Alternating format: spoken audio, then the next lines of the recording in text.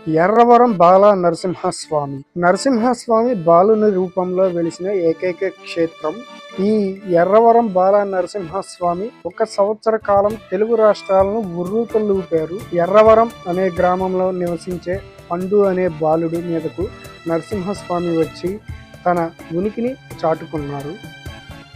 ఆ బాలుడు పండు కాస్త పండు స్వామి అయ్యారు, అది వేరే విషయం అనుకోండి. ఇంతకీ ఇప్పుడు ఆ ఎర్రవరం ఎలా ఉంది, దేవాలయ నిర్మాణం ఎంతవరకు వచ్చిందో చూద్దాం పదండి.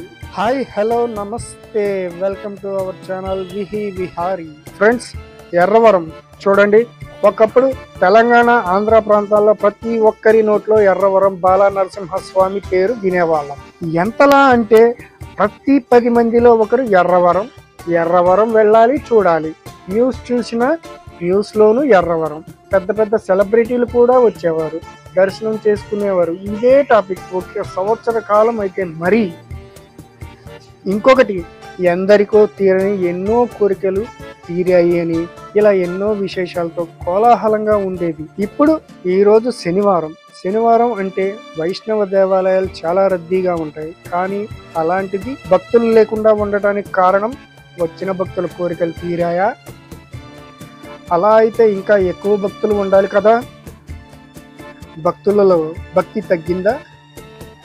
మీడియా చేసిన హంగామా వల్ల భక్తులు స్వామి దర్శనానికి రావటానికి భయపడేలా చేసింది. కానీ నేడు స్వామిని మనస్ఫూర్తిగా తృప్తిగా దర్శనం చేసుకోవచ్చు. దేవాలయ నిర్మాణం సుమారు 7 కోట్ల రూపాయలతో నిర్మాణం చేపట్టారు.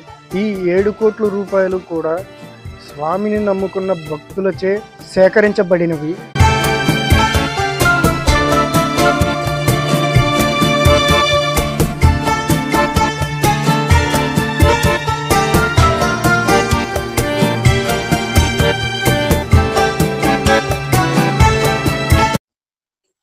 తృప్తిగా స్వామి దర్శనం చేసుకుందాం.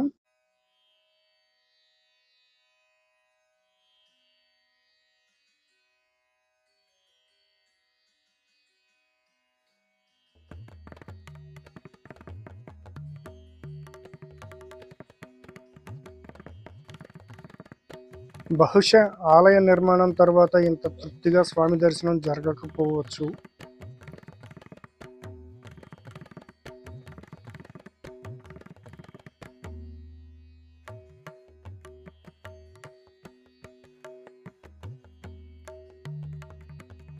నేటి కలికాలంలో కూడా భక్తుల ఆర్తులను ఆలకించడానికి బాలా నరసింహునిగా వెలిశారు. స్వామి వెలిసిన ఈ గిరిపై స్వామితో పాటు 3 దేవతలు ఆవాసంగా చేసుకున్నారు అని బాలునితో చెప్పించుకున్నారు. అలాంటి ఈ క్షేత్రంపై ఎన్నో అసత్య ప్రచారాలు జరిగాయి. అయినప్పటికీ స్వామి తన దేవాలయ నిర్మాణాన్ని చేపించుకుంటున్నారు. స్వామి వెలిసిన నాటి నుంచి నేటి వరకు అన్న సమర్పణ కార్యక్రమం జరుగుతూనే ఉంది. ఏ సమయంలో వచ్చినా లేదు అనకుండా ప్రేమగా ఆప్యాయతతో ఈ కార్యక్రమాన్ని నిర్వహిస్తుంటారు. మనశ్శాంతిగా తృప్తిగా స్వామిని దర్శనం చేసుకునే అవకాశం ఉంది. ఇంకెందుకు ఆలస్యం, బాలా నరసింహుని మీరు కూడా దర్శించుకోండి. ఇంతకీ ఈ క్షేత్రం తెలంగాణ సూర్యాపేట జిల్లా కోదాడ నుంచి మేళ్ళచెరువు మార్గంలో ఉంటుంది.